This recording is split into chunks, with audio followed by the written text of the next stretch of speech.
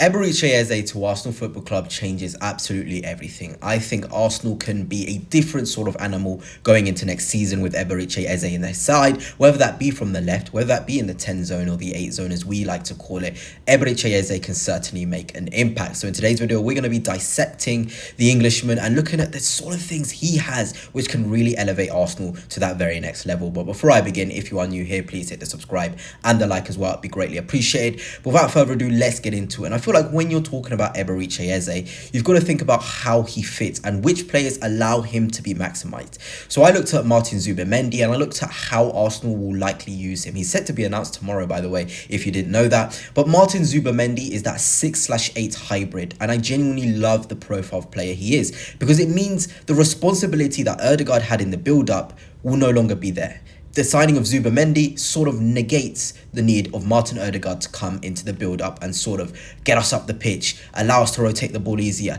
Now, our right-hand side number 8 for me will genuinely be able to just be in the final third, be penetrative and show dynamism. And dynamism is a word I'm going to probably use a lot in this video because it's the idea of a player forcing the issue, being penetrative, being quicker, moving the ball quicker in the final third. Think Newcastle United, how quickly they get the ball from one end to the other. It's because they have certain players which bring that speed and they're dynamic. They have the dynamism, and Arsenal Football Club don't have many profiles like that in the starting 11, and that's exactly where Eberechi Eze comes in. And I want to use an example of Martin Ødegaard in the 2022-23 season because I feel as though that is probably his most dynamic season in terms of penetration, in terms of the volume of shots he had, the impact he had in the final third. It was his best season by numbers, and obviously everybody loved that version of Ødegaard. He felt much better than we are seeing him in the last 2 or 3 seasons. And that's not to say Martin Ødegaard's absolutely awful. No, Martin Ødegaard should stay at Arsenal Football Club and he'll have his uses a lot next season. He's the captain for a reason. Mikel Arteta loves him. Nobody's saying Martin Ødegaard should leave. But in that season, he got 15 goals, 7 assists in 37 Premier League games. And we need to understand that Martin Ødegaard in that season had the most shots, the most touches, and was allowed to sort of completely dominate that final third in terms of sort of that creation. Be an Arsenal Fanatics video without a massive shout out to Dragon Jersey? I don't think so, because they are again kindly sponsoring this video, and you can go and get yourself some football jerseys from them. Arsenal, Real Madrid, your national team, they've got a wide selection of kits, and you can use code Fanatics for 10% off. I highly recommend it. And for me, I feel as though Eze in that right number 8 role, or what Ødegaard really was in that 22-23 season, was a roaming playmaker. He would receive in the right spaces, in the right centre midfield spaces, on the left midfielder spaces, in the central midfield spaces. Ødegaard would receive the ball a lot in those zones, and that's why we saw a lot of his sort of shots from outside the box go in. We saw a lot of that sort of term the O zone, where Ødegaard would receive the ball in and around the D and he would score a lot. That's because he was given the freedom to be in those areas, because in build-up it was all about Xhaka and Partey. Ødegaard could stick to being Ødegaard and try his best and score goals in the final third. But I want to look at Eze and why this is exciting for us. Look at where he picks up the ball here.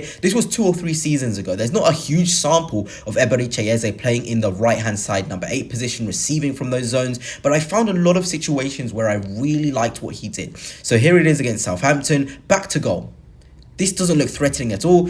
This is not me going at Martin Ødegaard, but in this position, if Martin Ødegaard was to receive the ball like this, yes, he has the ability to do a turn and go forward, or turn and give it to Saka, but more likely than not, he'll find the ball into the right back, whether that's Ben White or Timber. He'd play it there. He just play the way he's facing. But what Eberechi Eze does here is what I love to call dynamism and being dynamic. Look how he changes this situation, which doesn't look that threatening, into an opportunity for him to shoot. He turns, gets in this zone, and he unleashes a shot. And it's very disappointing that I'm not able to show you the clips due to copyright, but you know, the shot was unreal. He scored from that situation here. Eberechi Eze turned it into a shot on goal. A very, very good effort. And this is what I want to be seeing from my right-hand side 8, especially with Zubimendi coming in the club.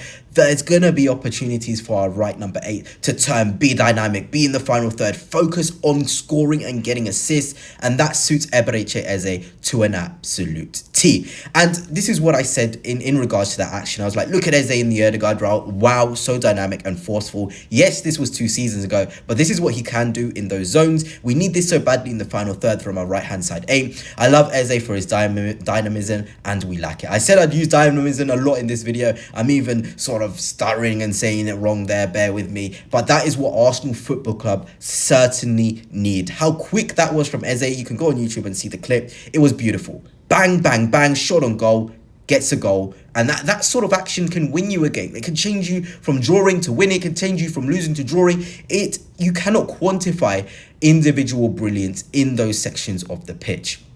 Here is another example of dynamism, because I want to show you guys what I mean when being dynamic. You know, Ødegaard, can he score that goal I just showed you from Eberechi Eze? Probably. But this action, what we're about to see from Eberechi Eze, is something that I don't think Martin Ødegaard would be able to do, not because he's bad, he's just not that sort of player, and that's okay. It's okay for somebody not to be a player that we want them to be in these sort of situations. So here is Eze, you can see the blue arrow, this is him on the ball.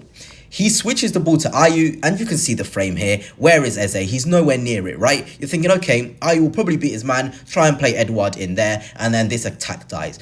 But Eze is dynamic, he's quick, he's aggressive to get into the box, and I'm going to show you what happens. Eze arrives, and he's there to finish. That is dynamism to a T. You start the move, you have the speed, the power, the aggression, the know-how to still get into the box and score. That is Eberechi Eze to a T, and why I think he can operate really well in that 22-23 Ødegaard role, or even in the right-hand side 8. He has the potential to start an attack like that and have the desire, the energy, the power to still be at the end of it to go and score. That's exactly what Arsenal Football Club need, guys. Let's be honest, we want our midfielder, especially if they're going to be tasked with just scoring and getting assists, to be in positions to do that. That's how it gets us to that next level.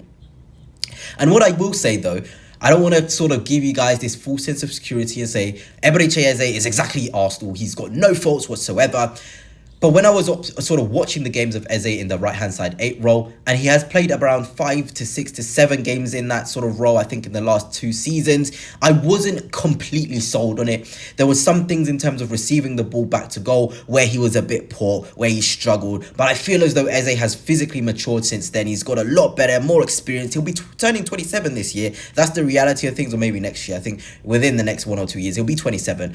So now he's got the maturity to be able to withstand contact better, to know what decision to make, to pass, to shoot. He's an incredible carrier of the ball. Arsenal desperately needs central ball carrying, and that's what Eberechi Eze is. And I do still think Eze off the left wing is maximised more because of his ability to go on the outside and the inside, because of how much of a genius he is as a player. And I genuinely believe when Eze receives the ball from wide positions, he's a better dribbler than he is when he receives just centrally. And that's not me saying Eze can't play 10, Eze must play left wing. No, he's equally as good in both positions, but I feel as though Eze is best maximised getting the ball out wide, dribbling inside, and then effecting the play centrally. That's why I think Ødegaard could still have a massive role to play next season, and Martinelli probably needs to look more over his shoulder than an Ødegaard. But Eze can certainly play in the Ødegaard role and impress us and give us what we genuinely need. And in terms of off-the-ball stuff, I feel as though we need to talk about it. I don't think Arsenal fans need to worry at all about Eze off the ball. There was a sort of thing, I was watching back the Euro games, looking at Eze in particular. He was playing at left wing back,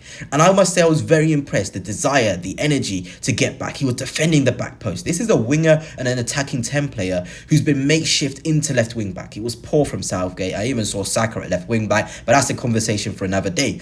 Eze was genuinely showing a lot of quality to be able to get back, to defend the back post, to be in positions to then impact the play. He drives with the ball. He can definitely do the out of possession stuff. He's not Ødegaard level in terms of pressing, but he's good enough. I feel like Arsenal fans, we overstate the importance of Ødegaard out of possession, and genuinely Eze is very much good enough to play in that role.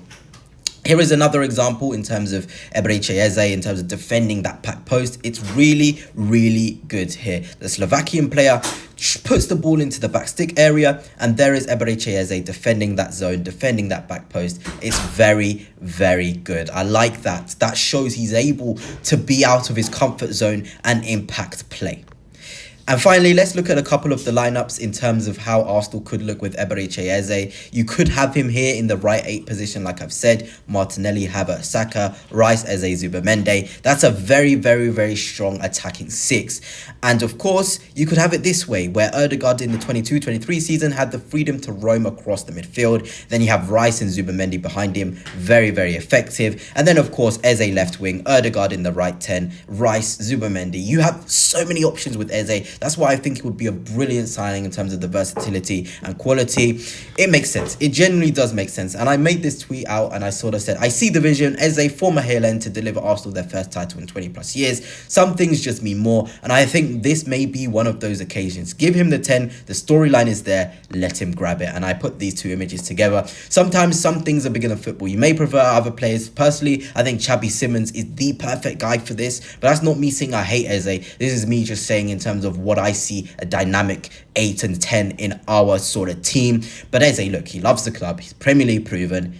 Let him grab the opportunity. Give him the 10 if he wants it. These are the sort of things in football, psychologically, you can't quantify the meaning of it to Eze and how much that might elevate his performance. But hey, Eberechi Eze to Arsenal is gathering speed. 60 million, it seems, or maybe 50 million. Arsenal trying to broker a deal for a bit less than his release clause. But in any case, he's a top player with a lot of good things that would be able to come into our squad. And I'm absolutely not going to be one of those guys against it. But anyway, gunners, that's it for now. And on to next time. Peace.